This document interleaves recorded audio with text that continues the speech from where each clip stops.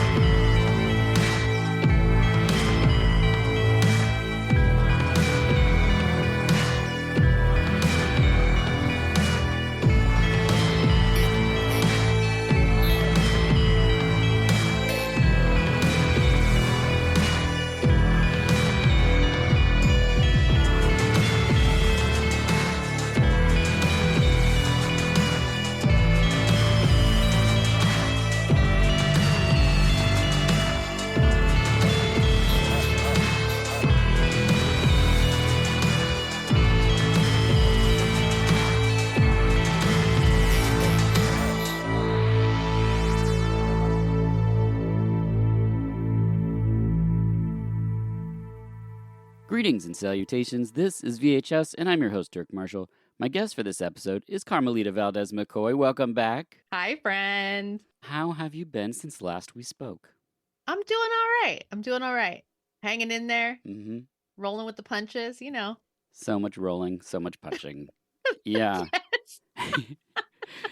Yeah, I know. It's this time of year. It's the holidays. There's, whatever's going on in the world all the time can be a stressor. But, these are the times when we're the busiest, with our food business and making sauce and doing every weekend I'm gist events.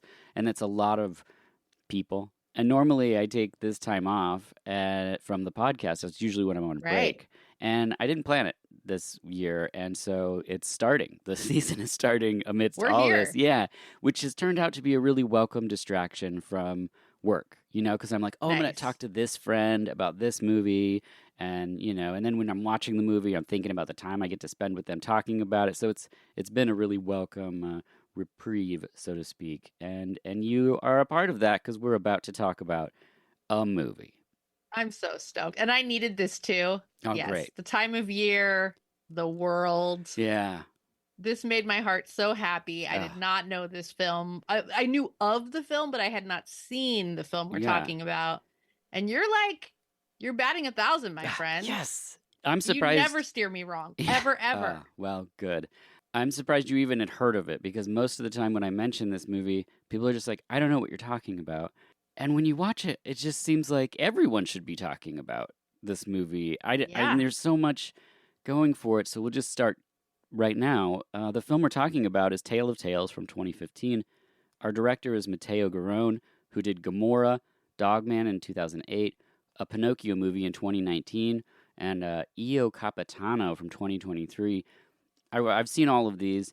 The Pinocchio movie, if you like what he's doing with this and are curious what it would look like if it was like a big CG kind of spectacle, that's what his Pinocchio is. It has some really beautiful moments despite all the CG stuff that usually takes me out of things. Yeah. So I know that there's a lot of retellings of Pinocchio for some reason. I suggest people check that out if you enjoy the film we're about to discuss. And Io Capitano is like an emotional tour de force about people traveling by boat to, from one hostile territory to hopefully a better future. And this person who is like a kid who becomes like the captain of the ship. And it's just like, whew, I mean, if you got to be in the right mood for something like that. But I think this director is really fantastic. I've seen none of his films. I was looking at his filmography and I was like, who is this guy? And Yeah. how have I not seen these movies? Because I just read synopsis after synopsis and I was like, that sounds so cool. And I don't think there's only like maybe one or two that were actually streaming. A lot of this is all physical media. So I'm just going to have to track them down because this was such an experience. I Yeah. want to experience all of it now. Yeah, that's what did it for me too. Is I saw this and was like, well, I got to see the other things that this person has done. Going back to Gomorrah, which kind of like gave him, I think, the pass for this big film. And I love those second movies to see what the person does because oftentimes it's something like this that feels very personal in its intent but on a grandiose scale. And I think you really see more of the director in that moment where they're like, I can do what I want. Okay, this is what I want. And you're like, whoa, okay, this is wild. Our editor is Marco Spolatini, who did all of Matteo's features and has 130 other films, most of which I'm not familiar with. Usually it's an Italian title, so I'm interested in diving into that because how this film is put together is really, really beautiful. Our cinematographer is Peter Sushitsky, who did Dead Ringers, Naked Lunch, The Empire Strikes Back, Rocky Horror Picture Show, Eastern Promises, and Krull.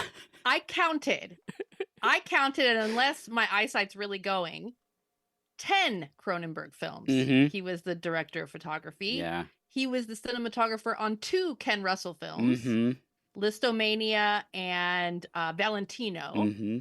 And then, Rocky Horror, Krull. Are you kidding me? He's come up a couple times on the podcast, and every single time I look at everything he's done, and I just go, holy smokes, like, this guy, it's like he was there in the room with us while we watched so many movies that we loved and, showed it to us, The importance of his role in this film is, like, it's really, I don't know if you can state it high enough. Our cast, we have Selma Hayek, which people, if you're listening and you don't know what Tale of Tales is, Selma Hayek, like... It's so crazy to me. She was, of course, Frida, Desperado, Magic Mike's Last Dance, Traffic, Time Code, From Dusk Till Dawn. I mean, we all know Selma Hayek. We have Vincent Cassel, who was in La Haine, Black Swan, Elizabeth, Doberman. We have Toby Jones, who was in Barbarian Sound Studio, Tinker Tailor Soldier Spy, The Hunger Games. We have John C. Reilly. So this was the part where I was just like, what is this movie going to be? Like, when I first heard about it, I was like, I don't understand. I mean, I know he does dramatic roles because he's, Boogie Nights, Gangs of New York, but he's also, like, more known for the comedies of, like, Walk Hard and Step Brothers. So I was just, I couldn't wait to see this. And then Shirley Henderson is the last of the cast that I'll mention up top, who was Moaning Myrtle from the Harry Potter series and 24-Hour Party People, which most of us who love that era of music saw that film. We have to mention our costume designer, Massimo Cantini Perini, who also did Ferrari and Cyrano. The gown work in this movie is beautiful. I want every stitch of clothing in this movie. Oh, my gosh. I would wear these gowns to the supermarket. Yeah. Rich fabrics, textures, lace, embroidery. Structure, the headdresses, and there's jewels hanging from things, and it's just so opulent and amazing to look at. Just such an incredible job.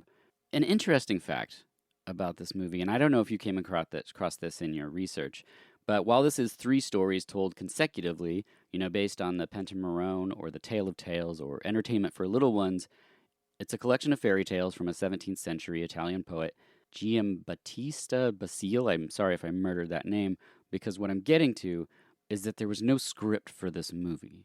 That's insane. So by that, what I mean is they have the framework of the structure of the film, and the actors had no lines to memorize. So they would arrive for a scene in costume work through it with the cinematographer and the director, and that's what they shot. That's very interesting, and I think that might explain some of the what I thought were kind of weird line readings at the beginning of the film. Yeah. Particularly from Salma Hayek, John C. Reilly, and Vincent Cassell. It was like, that line reading's a little weird. Like, I wonder if they were directed to do it that way or if they were having trouble connecting with the material. Yes. But if there was no script. Yeah, like John C. Reilly is like, it's such an interesting way to work because you didn't have lines to memorize. You showed up and the actors found the moments in the scene themselves.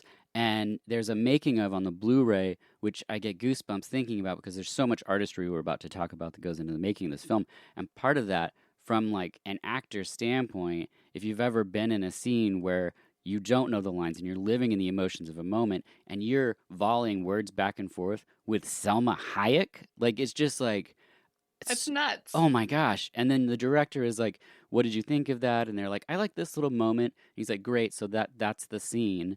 And then they move on to the net, and it just blew my mind. I was just like, what? How awesome for the actors to have this kind of experience with the rich locations and the outfits. Yeah. I mean, just unbelievable. No, that's insane. Yeah, it's really exciting. So the actors would work through the scene, they'd shoot it, and they'd capture those moments that they brought together, which, I mean, then you have all the effects that are going into this. It's just, okay, well, we're just going to have to dive into it. Also, we get into the fantastical creatures in this film, and know this, listeners, it's practical effects. There's a part that's augmented with CG, and you can really feel it because it's a little squishy, but they built these giant things and they puppeted them, and it is unbelievable the artistry involved in some of the things that they show here that now, I mean, a different director, it would just be computer generated, Absolutely. And not Mateo. That's not what's happening here. So let's press play. Oh, before we press play, I have to say, how did you see Tale of Tales? How did I see it? Yeah. I think, did I rent it or was it on AMC Plus? I watched it. Okay, streaming. so it's streaming. Perfect. Good. Yes. I didn't have a moment to check that beforehand. So it is on Blu-ray. It is streamable, so people can see this. The way I came to this film is I saw an image of Selma Hayek sitting with the heart, and it was on probably Screen Anarchy or one of the movie sites, and I was like, "What is this? Like, I have to see what this is because it feels art house in its illustration, but it's Selma Hayek, and at 2015 I was like, oh, it's just this. Is it a period piece? That's a giant heart. Like, what is this thing? And then when I streamed it, I rented it, and I was just blown away by this thing. But it's not something that my wife would per se be interested in. So for almost a decade, I've been talking about this movie, and people are just like, I don't know what this is. And it's one of those things where I don't understand how someone doesn't press play. Like, okay, I'm embarrassed. I just did the math. When you said a decade, I was like, what is he talking about? I was like 5 years ago. No, it wasn't, Carmelita. Yeah. Yeah, it's not 2020 anymore. No. Yeah, it's wild. So hopefully today our conversation will inspire people to check out this film, at least for all of the incredible artistry that goes into making this thing. So let's just press play on Tale of Tales. We begin with walking feet of someone, perhaps a performer, as we follow them past clowns and head down towards a castle. Inside we see jugglers performing in front of Selma Hayek and John C. Reilly, which at first I'm like, this is so weird. He's a weird flavor in this movie. The king's laughing, she's not so much. And then one clown throws water on the other, who turns out to be pregnant, and Selma storms out of the chamber. The king follows into the room where she is busy breaking things and crying. And once I knew there wasn't a script for this, I just thought what it would feel like to be on the opposite side of a 100% Selma Hayek, like in a scene. Oh my gosh, That's gotta like hit like a kick to the chest. I don't know how, but he does it. He carries the scene with her. We learn that they can't have a kid. He vows to make her happy. And that night, a strange figure approaches. And one of the things I really love about this movie that's so grandiose and big is that it's not overly long. Like the beats that need to happen in this movie are like chop chop. Let's get to it. Let's, there's not a lot of like padding for something that's like this. You know what I mean? No. Where we're like flying over the trees so that like there's establishing shots of castles and stuff, but there's not like huge swaths of music that where nothing's happening on the screen, as people would do with a period piece like this. The strange figure approaches, tells the couple that birth is always stained with death, and Selma says, "Get to the point," which I was like, perfect. He says, something simple, we all know it. Hunt down a sea monster and have a virgin cook the heart while she's alone. And then you eat the heart and you become pregnant. Of course. Yeah, no problem. Birth is always stained by death. And death, in turn, is simply one element of birth. And not even the most dramatic one. Be less mysterious. Come to the point. You want a child? Every new life calls for a life to be lost. The equilibrium of the world must be maintained. Do you understand? I am prepared to die in order to feel life grow inside me. We are speaking of possibility, not certainty. Are you willing to accept the risk? What must we do?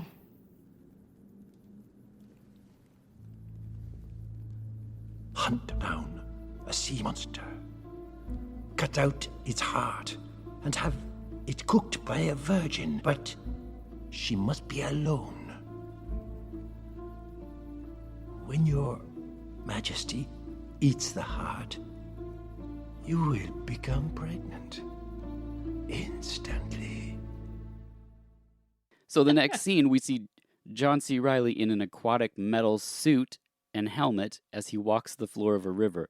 There's no in a carriage to get there. It's just on this river, and this is a real river. These rocks are incredible. It's an amazing thing. On the making of, you can see them ferrying Selma Hayek in her gown in an inflatable boat across so they could get her to go up and stand above and look down. Like, all of this stuff was like really done. Like she had to climb a ladder to get up on the side of this cliff, and it's just like, oh yeah, you don't think about it when you watch a movie, but there's like 45 minutes of her in a boat, getting over here, climbing up here, someone attaching a rope to her so if she falls, she doesn't die. Right. And then like she just got to climb a ladder, and then she just for her to stand there.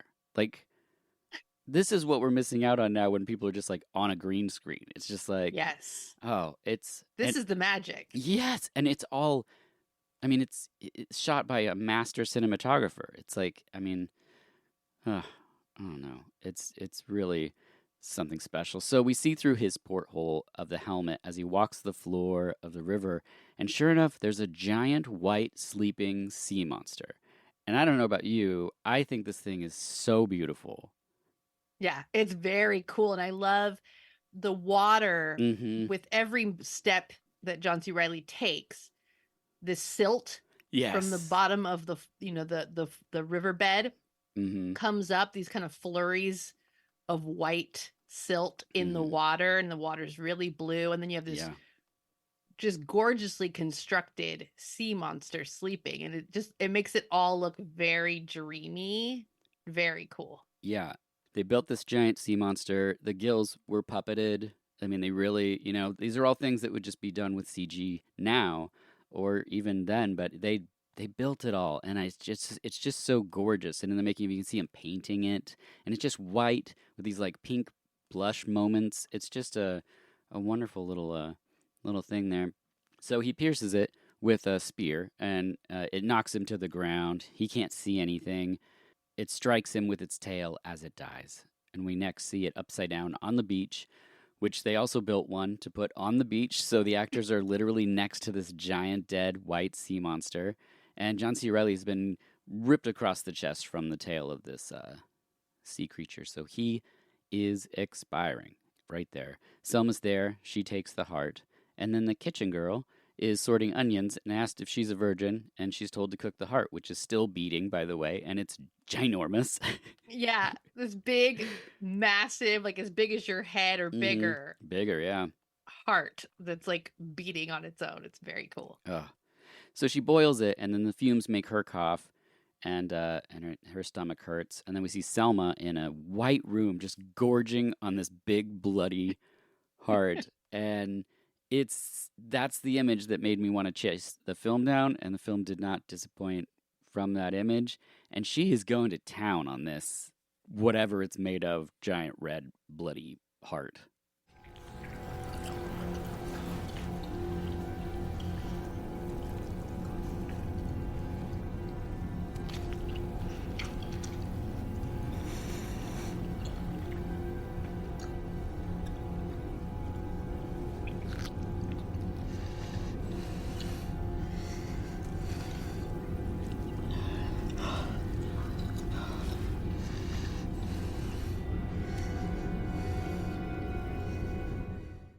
Oh, yeah. No, it's very cool. This movie, to your point earlier, we're just dropped into this. Mm-hmm. And there's not a ton of exposition. There's not a lot of backstory. There's not even that much dialogue. Yeah. But the attention to detail in this movie and little moments like the way she's chowing down on this sea monster heart, you're like, this woman is determined. Yes. Yeah. She wants that baby. Yeah. It tells you a lot about what you need to know about the character in just little moments like that. Yeah, I totally agree. And in the making of, there's a puke bucket right next to her. So she's really scarfing on that stuff, and then she's turning and just spitting it out and just being like, okay. And she's wearing this beautiful white like gown thing, or beautiful gown in this giant white room. So you'd have to be pretty careful with all that goopy red blood. But man, talk about an image that I just would never forget. Cut to Selma pregnant and giving birth. It happens in one night. And also the Virgin in another place. She's giving birth at the same time. And then we break from this story to one of the other stories where we see a bridge as a carriage goes over, and it's Toby.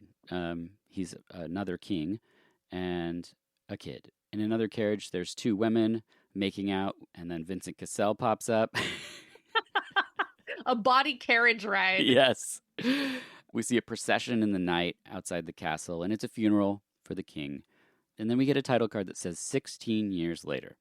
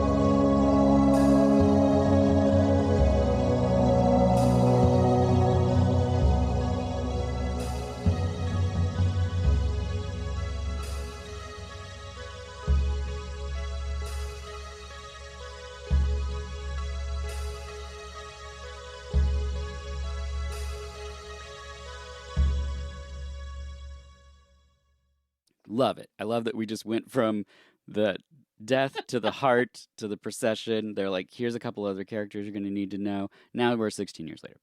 So Selma is in a gorgeous red gown chasing her son Elias, who's an albino, through a maze in a scene that I was like, this is me. This is my jam. This is what I'm into.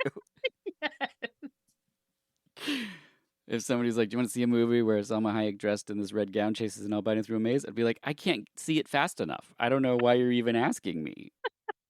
You know the answer to this question. Seriously. So Elias finds his twin, and then they leave the maze together. And Selma heads up to the roof of the castle, sees the two ride off on a horse. And so she's clearly trying to keep these two magic children away from each other. Together, we see them walk the same river floor where John C. Reilly had died.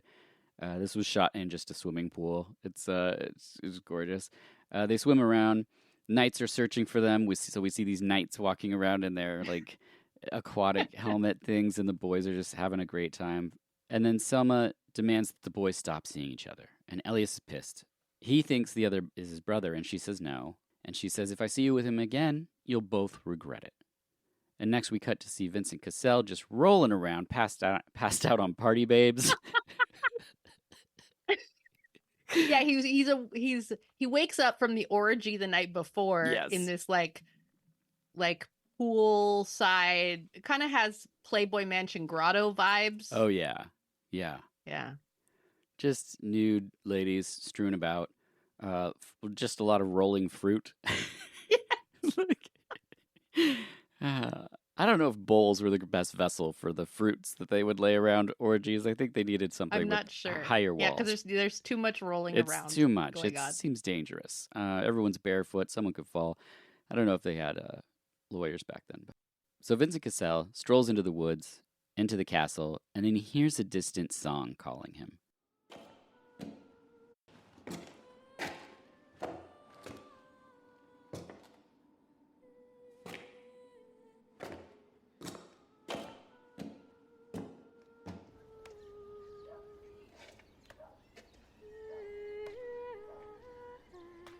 Who sings with such a beautiful voice? Where have you been hiding all this time? How is it that I have never met you? Never even seen you? How old are you? 17? 18? No, don't go! Don't go! Don't hide! Stay out in the sunlight! Please! Stay out to warm your cold king. Oh, I see. So you want to play hard to get? Well, so be it! I have fought many wars in my time, and even the most impregnable fortress surrenders at last. He sees from the window a shrouded woman. She goes inside, and he goes to his box of jewels and sends a gift via a guy, some dude. So outside the house is a line with dyed fabric, and a bucket comes out, and he puts the jewel inside, and the two women inside are old, and they're very scared. And an interesting fact about this film is Vincent Cassel never saw them out of makeup. So he had no idea what these women look like. Because they're How cool is that? Because they're not old women.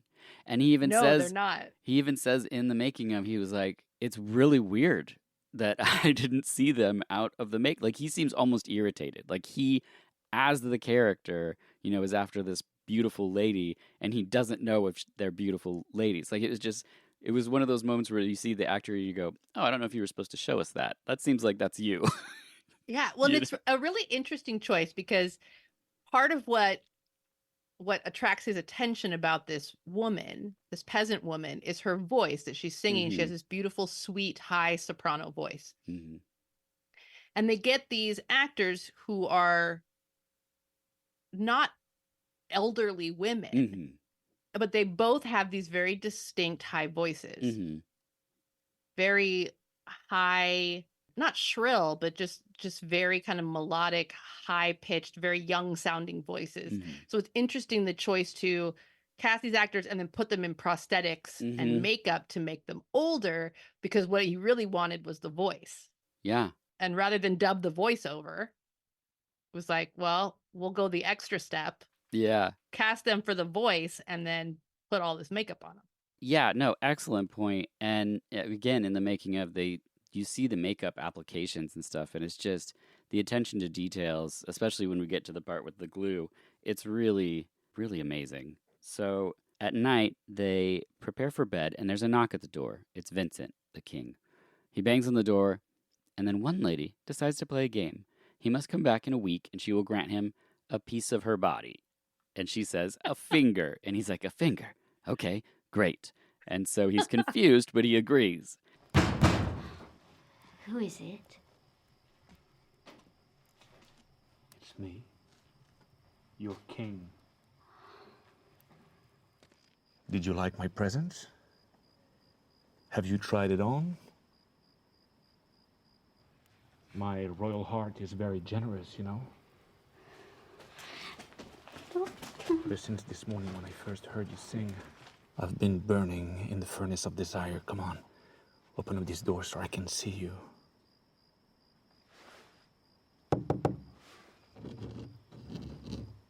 Hello? Sir, there must be some misunderstanding.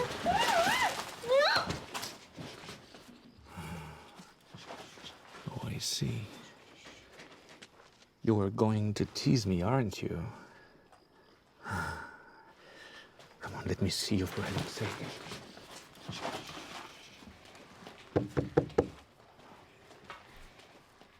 You like playing with your king? Play with you, sir? Oh, no. I'm just a poor girl. I don't deserve the honor you bestow on me. The honor? What honor? It's desire that drives me. Open up this door. Let me in. Let me see you for damn self. Dora, what shall we do? Dora. Shh, let me think. We mustn't let an opportunity like this get away. Your Majesty. Yes. You can't imagine how the modesty of this young virgin is being put to the test by your offer. Dora. Oh, my heart's aflutter. I feel faint. But all I can promise you today is this. Come back in a week's time, and I will give you a part of me that alone illustrates my beauty. And which part of your body will you grant me?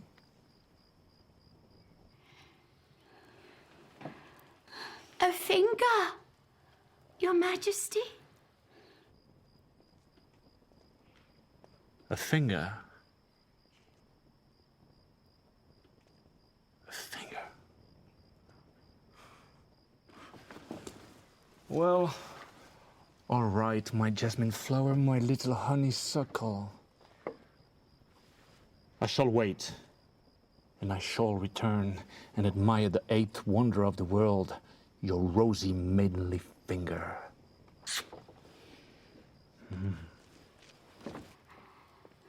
What shall we do?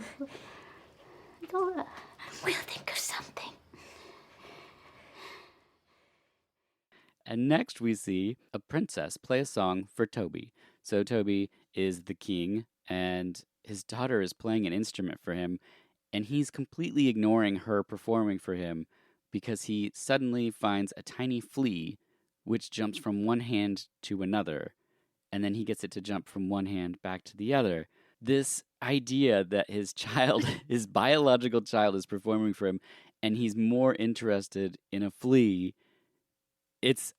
I was just like, this is amazing. And like you said, not a lot of dialogue. Like, we're just shown this so much about this character through this one little, and the daughter is looking at him like, can you see what I'm doing for in front of you? Right. And he couldn't even be bothered. This next piece I composed myself for my father, to whom I dedicate it with all my heart. La la la la la, la la la, la la la la la, la la la la la, la la la, la la la la la.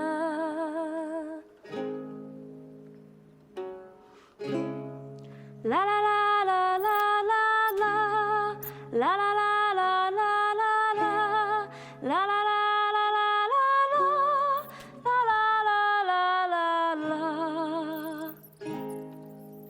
la, la la la la la, la la la la la, la la la, la la la la la.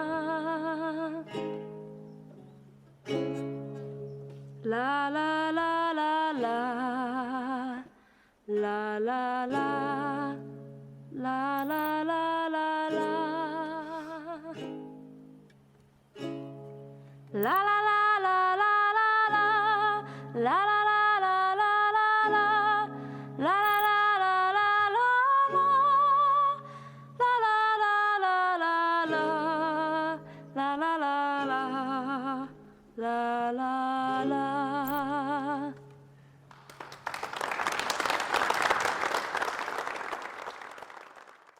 That night, he pricks his finger and he feeds his flea his blood and puts it in a glass box to keep. I mean, if you didn't think I loved this movie already, we've got blood fleas. Come on. Yeah, we got a pet flea in a little crystal box. Did you read a synopsis or watch a trailer before seeing this? I read the barest of synopses that just said, it mentioned fairy tales, and the thing that was mentioned was the Salma Hayek story, The Enchanted Doe. It didn't mention really much of else. So I was not expecting the pet flea. Because I think that's the best thing. The best way to see Tale of Tales, I think, is to not know anything, and then just suddenly you're just shown things that you're just like, whoa, okay. And then you think that that's going to be the thing. Like, you think the movie is going to be Salma Hayek getting a monster heart and maybe having a baby. Right. No, we've moved way past that. Yes. Well, even if the synopsis had said that the king has a pet flea, I would be imagining him just having a pet flea as we know fleas. Right. Nothing in the written word is going to prepare you for what happens next. It's so true. So the next day, a lady reads a story to the princess about Lancelot kissing, and then King Toby is now preoccupied with this flea, which is larger, and pulling a tiny cart made of watch parts, which is so rad. It's really adorable. It's so good. The next day, the princess says she wants adventure, and she wants to date. And so Toby says, one day you'll have a husband. And she says, how about now? He says, let's finish supper. And she says her meat isn't cooked enough. So he takes it to the flea, which is now the size of a dog. Yes. My jaw dropped. I was like, wait, what? Yeah. Yes. And this was really cute. I noticed he calls the flea Scoochie. Yeah. And so he's always Scoochie, Scoochie, Scoochie. And then I had it on again while I was working on my notes. And I realized when we're first introduced to them 16 years earlier in the carriage when his daughter's young, he's always saying to her, Scoochie, Scoochie, Scoochie. Right. So there's like this whole, like, his daughter's grown. Now he has this little flea that he cares for and he's watching grow. It's like, there's like lots of little things like this. Yes. This was also a puppeted flea that they built. And then this is the scene I was alluding to where there's the CGI to kind of flesh out the limbs of it. So it looks a little floaty, but it would, the center mass of it was actually puppeted by somebody, which I love.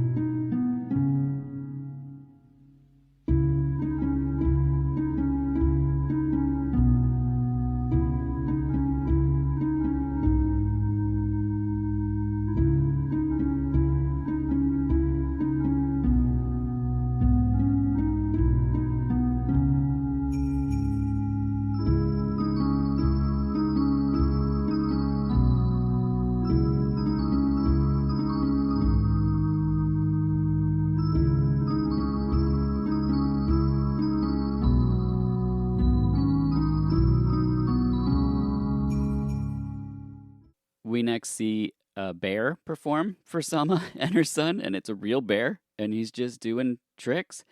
This is the portion of the film that, although it is an English-speaking film, it feels like a foreign film. Like, this feels like a movie I would have seen in another language, perhaps Italian, and you're just like, oh my gosh, like, how do they make the bear do that? Like, it's just, this whole section. Actually, most of the movie, I would say, feels like what we could be called in the 90s a foreign film. Right. And you'd come across this fantastical thing and be like, of course this came from another place. Like, wow. That night, Selma's getting ready and asks Elias which earring they like better. And this is not in the script. This was a moment where Selma said, I want him to come close to me. I'm trying to connect with him in any way possible. So I'm going to ask him which earring he likes better. And that was one of the moments where I was like, hold on, what is happening? Because this would all be lines of dialogue. And it's not. You see her as the character figuring out, like, this is the intent of what this person's going to do to bring him close, which is where she realizes that the boys are switching. And I was like, this is incredible. Like, this is so exciting to see these things, because once it's on film, it's forever. But it was created in just these little moments. So she looks at his fingers, smells him, and she knows it's not him. Come, my boy. Come near me. I can't make up my mind about the earrings tonight. Would you help me? Which one do you like better?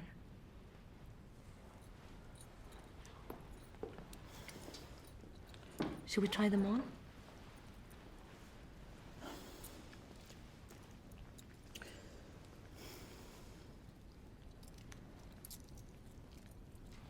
Did you take your lesson? Yes, earlier.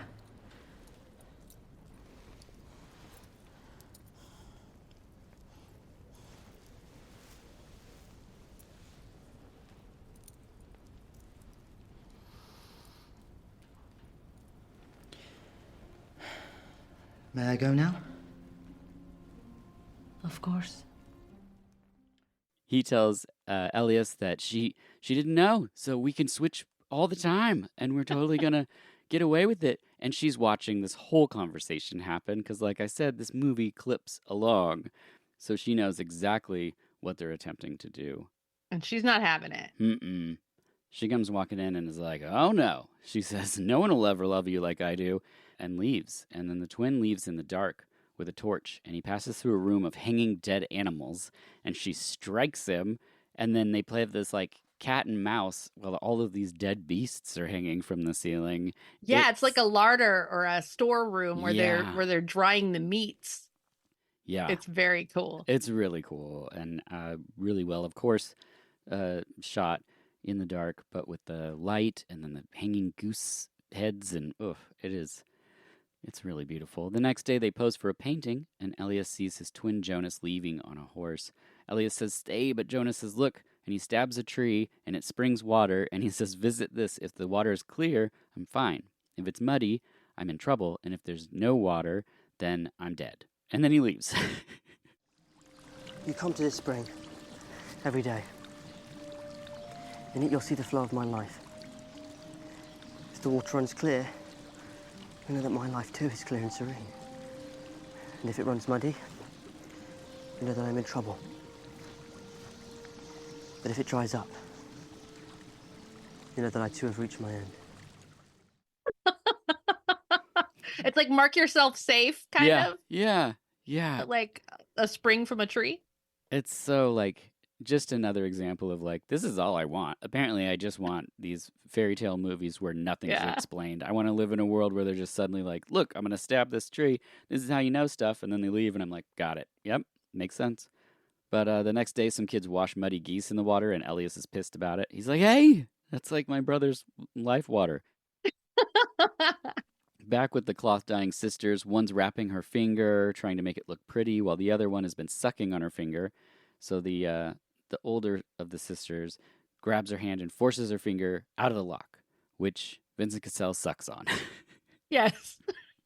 It's like a glory hole for a finger. Yeah, it's exactly what it is. And she asks to be welcomed into his bed, but in darkness. So the younger one begins gluing the flesh of the older sister so it's tighter, and off she heads to the king's chamber. It is... It's like... It's like Renaissance Italy catfishing. Yes, that's what's happening. She agrees to go to the bedchamber of the king and be with him if there's no lights. Yes, just in darkness. And he's like, yeah, okay, whatever gets you up here. So that night, the younger one is in bed. She falls asleep, and he gets crafty, and he lights a candle and brings it over to her face. And he sees the face of an old woman, and he calls the guards, and they throw her out a window. Silence! You tricked me, you witch! Throw her out! No! Throw her out! Now! Do it! No! You wanted me to come! No! No! No!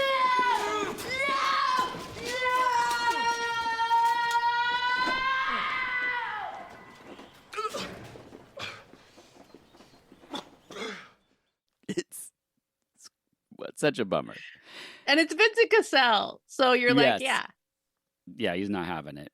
And I just feel so bad for this lady, even though she's making these terrible choices. Like, I know. you know, this movie deals a lot thematically with like people wanting things that they can't have and the lengths to which they'll go to try to have them. And it's not going to turn out well. It doesn't turn out well. No, it really. But things are about to get even crazier. Yes, yeah. It's so true. Because they throw her out the window, but the sheet catches on the tree, and she does not die. She's just kind of suspended in this sheet above the forest floor. In the woods, we then see a woman approach. She helps her down, and then breastfeeds her. Yes. A wood witch's Yes. magical breast milk. Yes. And I love that this movie never at one moment is like, hey, just so you know, just so you guys are aware, there's going to be some wood witches at one point. No, it just is like, here's a wood witch. No, and you're like, whoa, she's okay. here. She's Okay. going to breastfeed this elderly woman. Mm-hmm. And, you know, it's magical. Yeah, she raps on the tree with her stick, and the sheet drops to the ground, and then she breastfeeds the old woman, and she becomes a beautiful young woman. That's all you need to know. No words were exchanged. She wasn't go like, with it. She wasn't like, well, here's why I'm here.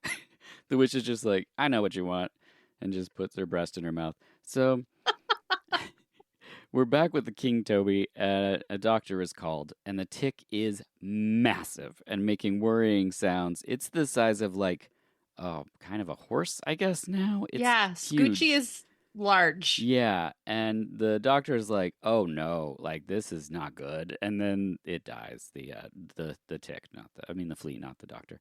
So back with the daughter choosing a gown to be wed. There's going to be a tournament to find her a man, but maybe no man will win. So the first test is examining a mysterious hide, she says, and it's a giant white hide. And those of us who were watching the movie were like, "Did he skin the tick or the flea?" Yeah. He skinned the flea. That looks a lot like Scoochie. Mm-hmm. Yeah. So one by one, these men are asked to come in and try to guess what the giant skin is that's hanging there. And so who's going to say a flea? You know. Nobody. It's impossible. So suddenly a huge man comes in and he guesses flea. So, well, he's an ogre. Yes, by the way. He's dressed in hides. You're thinking, "Oh yeah, this guy's going to know." Yeah, he's going to know, and he smells it and he goes, "Flea." And and this guy, he's such a convincing ogre, and it's all, prosthetic stuff on him. Like he's got these huge things over his arms, so his arms look gigantic, but they look big ogreish arms. It's convincing. So she's not stoked, and she heads to the roof to jump to her death. It's a great scene between the two of them, the king and his princess daughter. And again, shocking when you realize that these actors are essentially writing their own lines in the scene. Yeah.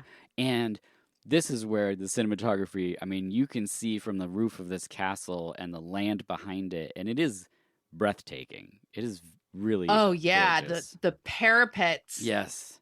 Are so high and they're stone, and it's like you can just see for miles. Yeah.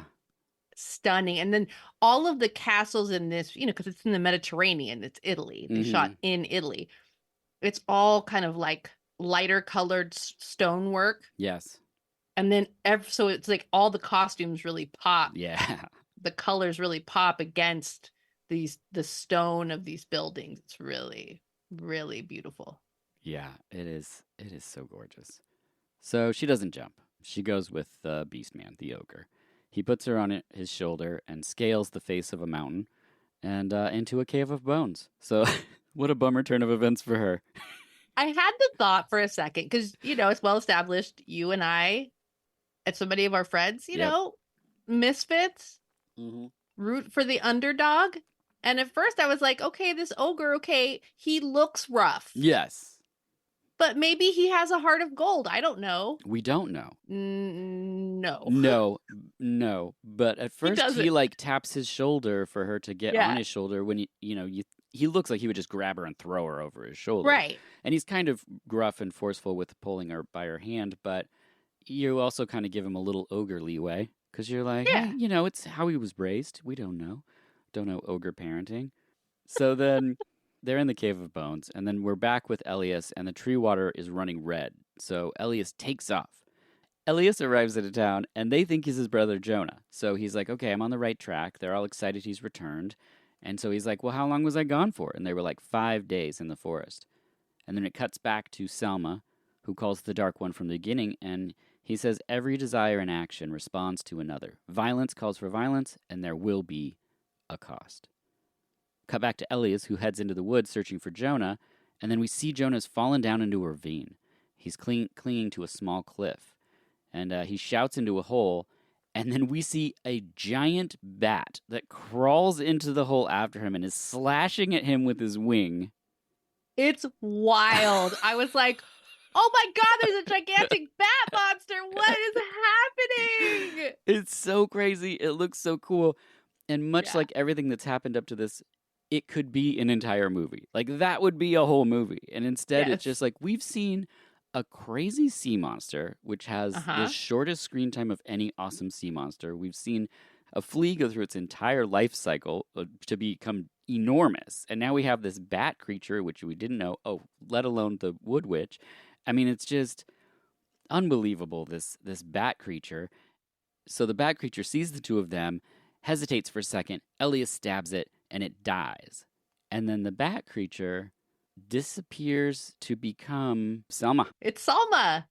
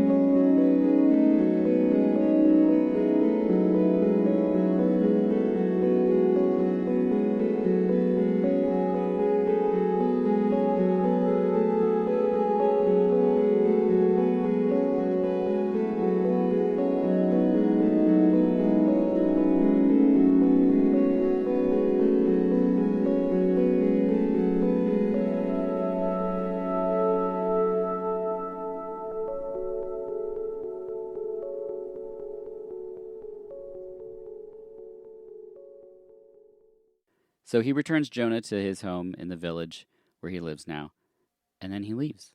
And that's actually when we see the hole with the bat creature melt away to become Selma.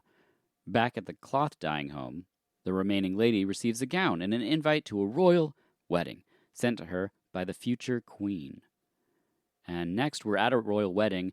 And again, not enough can be said about these gorgeous gowns and outfits and these faces, the casting of these people. Like, nobody is delivering lines at the camera, but it just lingers on them, and you're like, oh my gosh, there's so much character on screen here.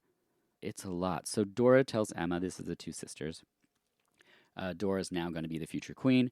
Emma is the girl who's wearing the gown, but she's going to have to go back to dyeing clothes. She says she's going to take care of her, so don't worry about it. And later at the party, Emma won't leave, so Dora says, you've got to go because you're kind of ruining this for everybody.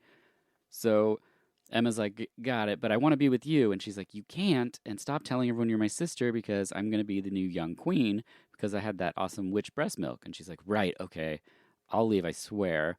But then she shows up in her bedroom wanting to stay, and then Vincent walks in, and so she hides, and then the king and the new queen are being intimate, and then Emma just starts walking into the middle of the room.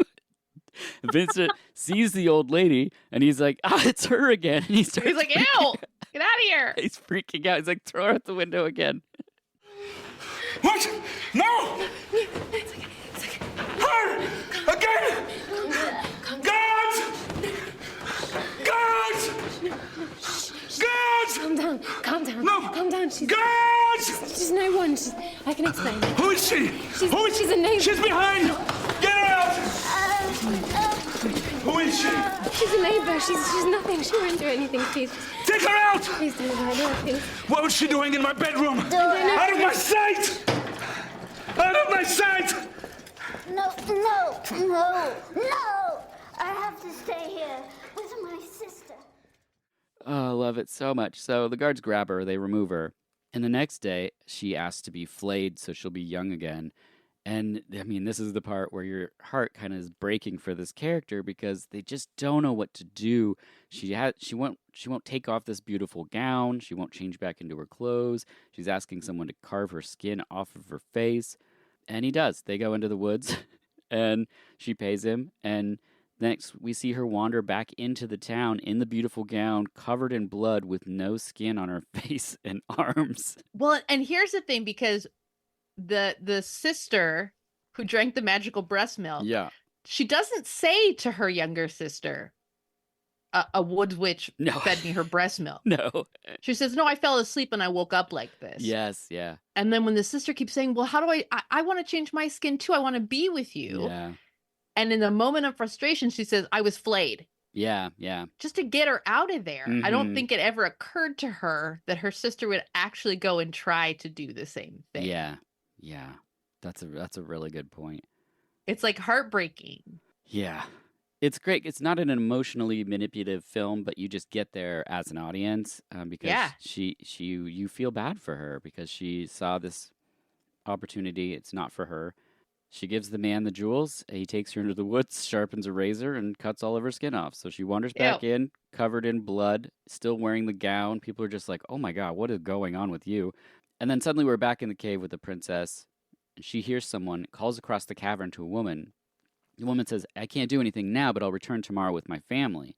And these are the people that we saw in the beginning of the film, of the caravan that was outside of the castle. And I was like, oh my gosh, okay, great. So they do. They come back. One of the men puts her on his shoulders and starts walking across a tightrope back to the other family.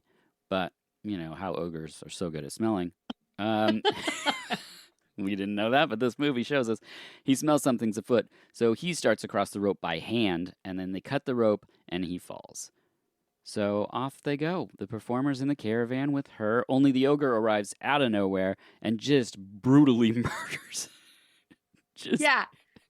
He just murked these people. I mean... Oh my God. It's like crushing necks and skulls, and he kills 3 of them. The mom escapes, but the ogre follows.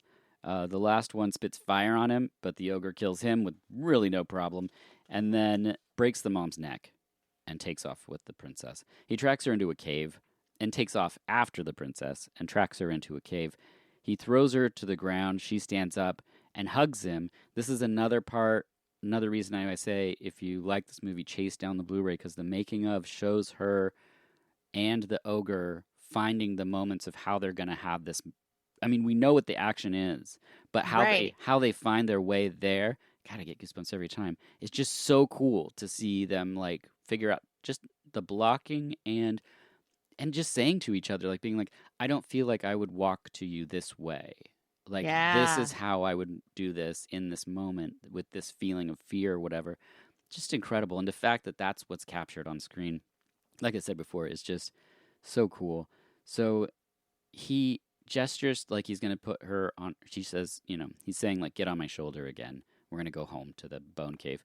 And she reaches around and slits his throat, and he dies on the ground. And it's so amazing. It's so Yeah, just shocking because his skull's all burnt from, and it's just, and she takes the initiative to be like, this is not the life for me.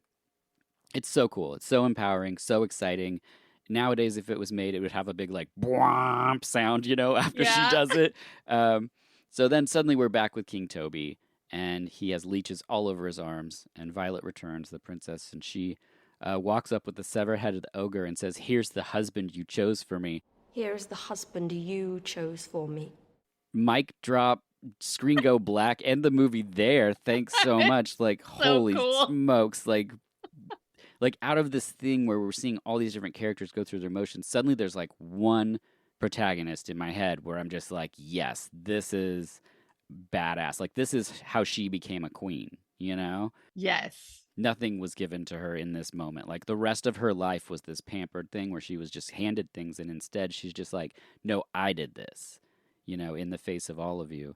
So he begs for forgiveness, and her stoicism breaks into tears, which I almost wish, if I'm nitpicking, that wasn't there. I wish we just kept with the stoicism of her just being like, fuck you, dude. Like, no. Like, but I get it. It's a lot for her, and I'm not saying that in that moment she shouldn't have those emotions, but as an audience, part of me greedily wants her to just be like the badass forever. But she is a human. So soon after she's made queen, we see Jonah is there, and above them, the man walks a tightrope on fire. And then Vincent and his bride is there. We see her hand starting to age, so she runs from the building. And then the last shot of the film is up at the tightrope walker, and they're walking across this burning rope at this open, I don't know, room. I don't even know what you call that. It's just a cylindrical, I don't know. And then the end of the movie. We're out. That's it. That's it. Nothing works out for anybody except for the princess. But this is, I mean, I love fairy tales. I love folk tales. Yeah. So this movie has all of that. Mm-hmm. And like the real deal fairy tales. None of Right. this Disney sanitized, candy coated, fluffied up. Hey, stuff. love will save it all. Love always wins. No. No. You mess with magic, the dark, mysterious stranger brings you the answer to all your problems and tells you there's a price. No, you're going to pay the price. Yeah, exactly. The woods witch Mhm. does her magic. You're going to have to breastfeed. Yeah. And you didn't ask any questions, so you have no idea how long this spell is going to last. Like Mhm. all of the little things that we know from like real deal old school fairy tales, it's all there.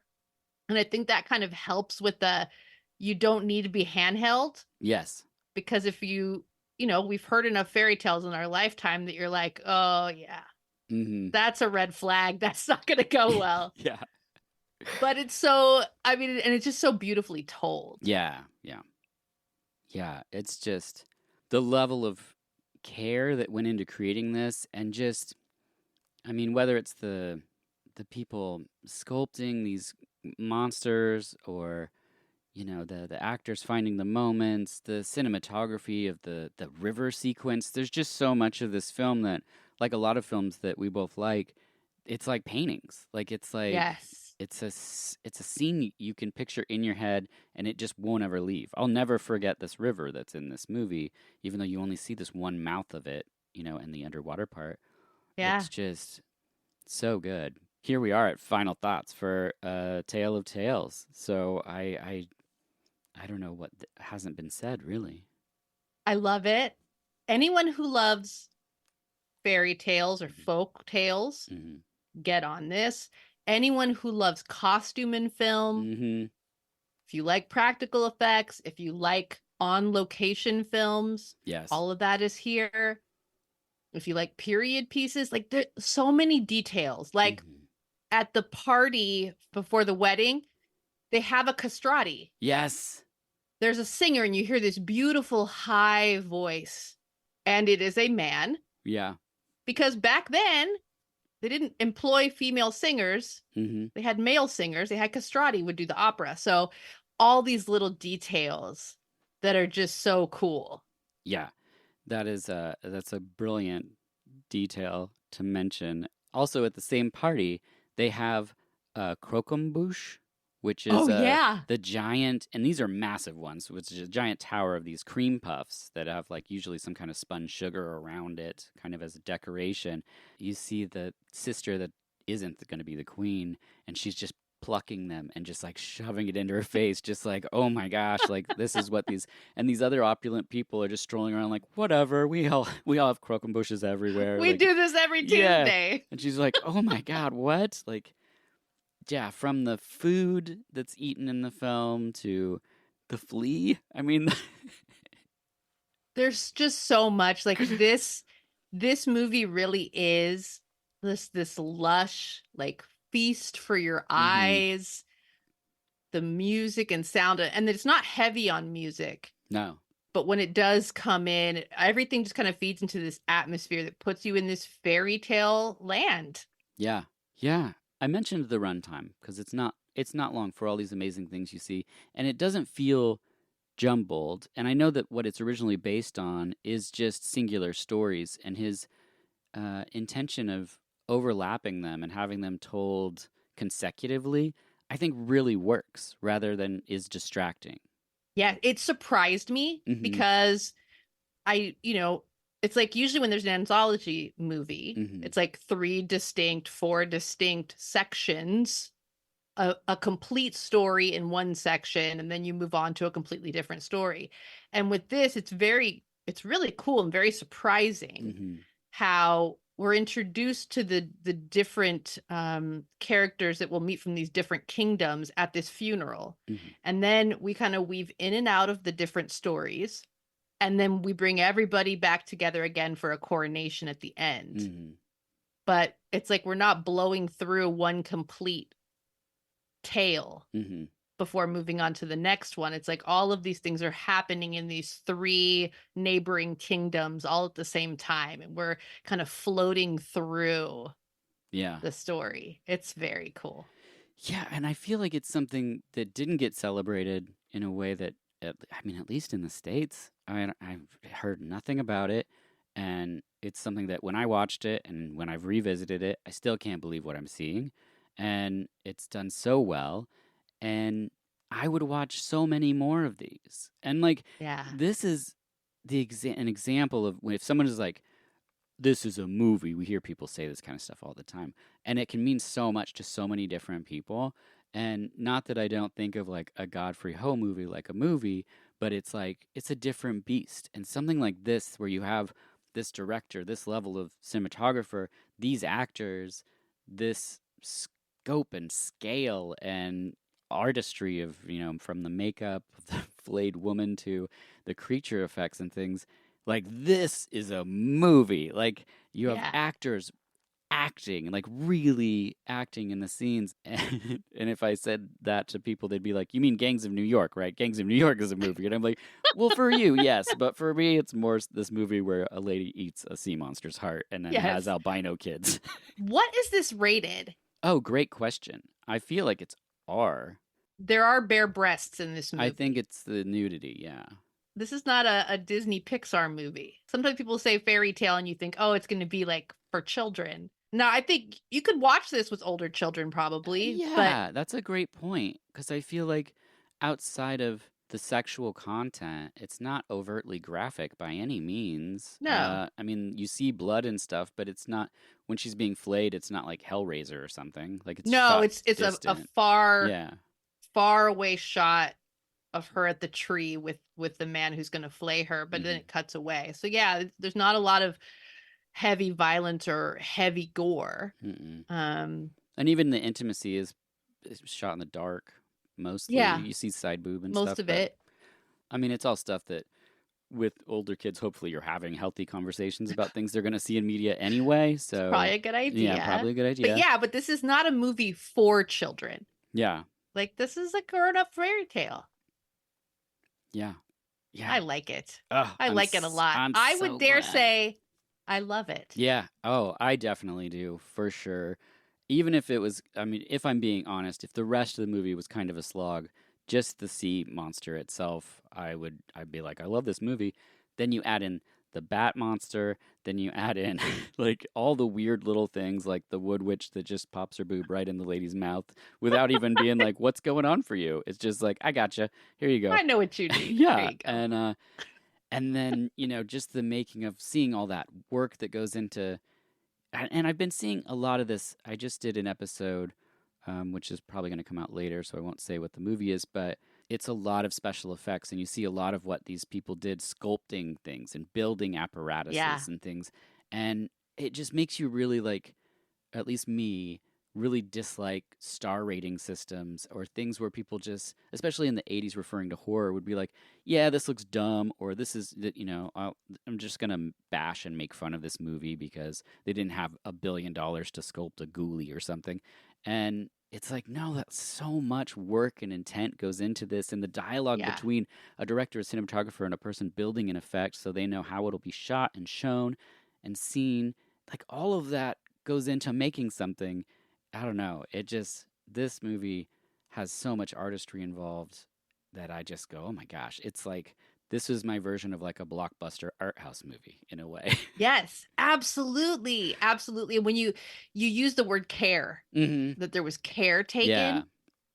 And I think that's like so spot on. Like, you feel like the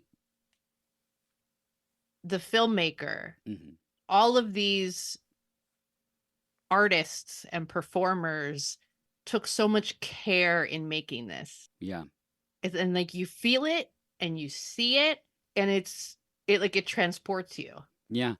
Yeah. Because like I said, that conversation about the earrings, I mean, anyone else making the movie, a director or actor, would just be like, yeah, no, they're just going to kind of get in the light, and then I'll see it's not my son, and we'll just move on from there. But the way that she approaches it and talks about it is like the intent of the character and what that character is going through, and they suspect that this is something that is not their son, something that won't have nice, clean fingernails. This is that other boy that I wish didn't exist because it should be just my boy that I ate the dragon heart for or whatever. Yeah. It's just so much care. That's what it comes down to. I think that we just keep bashing against the fact that we're so thankful for the intent and care that went into making this fantastical thing, that I just hope, I mean, people could see it. How do we get people to see it? I don't know. No, this is a good question. I had in my nightly scrolling when I'm finding, because I watch movies pretty much every night of the week. Same. As I'm scrolling, I had passed the little thumbnail picture so I was scrolling my streaming platforms 100 times. I had passed it. And I think it was like, I saw John C. Reilly and was like, oh, is this going to be goofy? Right. And which is not to put him down. He's an incredible actor. Associated more with comedy, yeah. Yes, and I'm just not really much of a comedy person. So I had kind of blown past it. And because it was him, and then it's fairy tales, I was like, is this going to be some kind of goofy Is this live action fairy tale thing? Yeah. Like Your Highness or something. It's going to be like right. Yeah. Which people love, and that's great. It's just not really my thing. Same. I'm so thankful that you brought this movie to me and said, hey, let's do this, because I don't know when I would have got to this. Eventually I would have, I think, because I just love fairy tales so much. I'm so glad you did, because this was not at all what I thought it was going to be when I just, on the face of it, there was just so much more depth to this.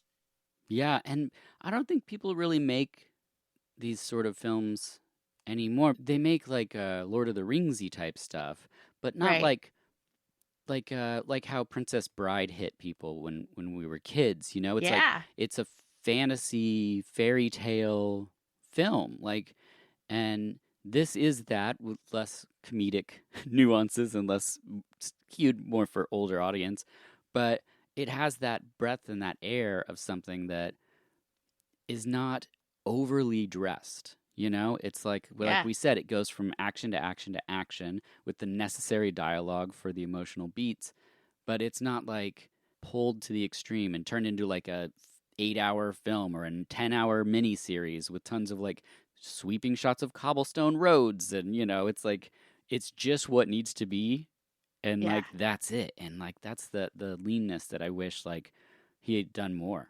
You know, because I would pick 3 other like kings and let's see them and their downfall. Like I'll sit there, Yeah. give me No, some more weird absolutely. creatures. Like give me that wood witch. Put her in everything. Like I love her so much. yes. Because like she just doesn't care. She's just like, found another lady in the woods. Here you go. And okay, bye. Like she never comes back. She doesn't want a thing. She's just like, boom. Well, like the mysterious stranger, he has a very Ugh, Rumpelstiltskin vibe about him, yes. but it's just a very slim, kind of gaunt Mhm. looking man dressed all in black with a black kind of hooded cape. Yeah. Very simple, but all the cues are there. Mm-hmm. And the way he presents this solution to the queen is like you know what this character is. Yeah. It's like all the vibes are there, all the cues are there. You don't need to know his backstory. You don't need to know where he comes from. You don't even know what his name is. Mm-hmm. But like everything you need is right there on the screen, in the performance, in the visual presentation, and drawing on what we know about these kind of timeless stories. Yeah. Yeah, and just how they even introduce that character. You know, they're not like, okay, so here comes like he just kind of comes out of the dark and is just like starts talking, and then she's like, just get to the, what, and he's, I'm sure he's thinking like, I walked here. It took a very long time. Please let me just say Trying my to make an spiel. entrance. Like, yeah, this took a lot of effort. I almost tripped back there and messed up the whole thing. Yeah, it's just he says what needs to be said, and it's just so like quick. Like it sounds like I'm making a joke that he's like, okay, go kill a sea monster, have a virgin cook its heart, and like then you'll have a baby. No, that's basically what he says. Like, Yeah, nobody asks any questions. No. Very few questions. Yeah, everyone's like John C. Reilly pulls out a tablet of paper, and he's like, hold on a sec, okay, sea monster, got it, no problem. We know where one of those Right. is. It's in right. the Virgin. She's got to cook it alone. Yeah. Make sure you write that down. Okay, She's got to cook it alone. alone. What would have happened if she hadn't been alone? Would there be 3 babies? I mean, maybe. See what I mean? We could have so many tales of tales. Like, We could. I would watch. Then there's Jonah, Elias, and a third one. I mean, and also I don't know Elias's backstory, but I know Jonah's name gets associated with a whale later on, Sure. which is aquatic, sea monster heart. I don't know. It's it's interesting. I feel like this is a movie also. I mean, obviously the conversations that we have in this podcast is more about the beats of the film and hoping that it turns people on to pressing play. But I think that this is one of those movies that if you wanted to really dig into each individual theme, and Oh, for sure. I mean, you could watch this with people, and if this was the 90s, we'd all meet up at a coffee house and smoke cigarettes and talk about. Yes. I mean, that's what this movie for sure would be. But I also find this movie really comforting. Like, this is a movie that I could put on and even with the sound off, just relax with the visuals of it, and listen to music. But it's something that I just constantly am drawn to visually and just go, yeah, I love this. And then I get treated to another little story that's coming up. And then we're going to cut back to Selma. And then, oh man, yeah, it is a feast. It is a true tale of tales, as they say. Well, I don't have anything else. Carmelita, do you have anything else? No, I just love it. Great. If anybody has been listening Yes. and you're saying, oh, well, you talked about it. I haven't seen it, but now I know what happens. I don't need to see it. No, you really do. Dirk and I describing this to you is not a substitute for experiencing it yourself. I can describe to you what the gigantic flea looks like. But you don't got it until you see it. No, you got to see it. So please go watch this movie. It's also an albino flea. Are fleas all albinos? I have no idea. I mean, I never even thought about that, but it's a choice to make it all white. Right. And so is the sea monster. Yeah. Some kind of magical thing, maybe. Something about that. Well, I guess I'll have to rewatch Tale of Tales. Yeah. And that doesn't bother me one bit. Not one bit. I can see rewatching this a lot. Yeah. I mean, I hope that you do. I'm so glad you enjoyed it. When we were talking about doing an episode for this season, we had something completely different in mind. And I just looked on my shelf and I was like, oh my God, I think we should do that. I think that that would be fun. And when you said that you're like, no, I haven't seen it, I was like, perfect. That's like my favorite thing. I love when people first encounter something. It's just so interesting, like what we get on our first read, and especially when Yeah. somebody likes it, it's always a pleasure. And as always, you've said things where I was like, I've already seen this movie a couple times, and now I have a new appreciation for things of it that I was like, yes, great details. Well, Carmelita, where can people find you? I'm on Twitter and on Blue Sky Oh, yeah. and on Letterboxd. Same handle for everything at Carmelita Says. Perfect. So we'll have to come up with an episode to do again to continue our Gothic film series where we always come up with alternate soundtracks. I know that Yes, Sarah please. thought that's what we were doing today, but she wasn't involved, and she was like, "What?" And I was like, "No, we're talking about a different thing, a tale for tale." Sarah, I miss you. Yeah, so I love you. she will rejoin We'll talk us. goth movies. Yes, for sure, and music, most definitely. We're both wearing music T-shirts for everyone We listening. We're very on brand. All right. Well, this will be out in the holiday season, so hopefully everyone enjoys that. Put this Blu-ray on your wish lists. Let's get some people out there talking more about this film that Mateo made with these wonderful, wonderful actors and artists. As always, I'm Dirk Marshall, and this has been VHS, where when it comes to celebrating rad films and even radder friends, we're not done yet.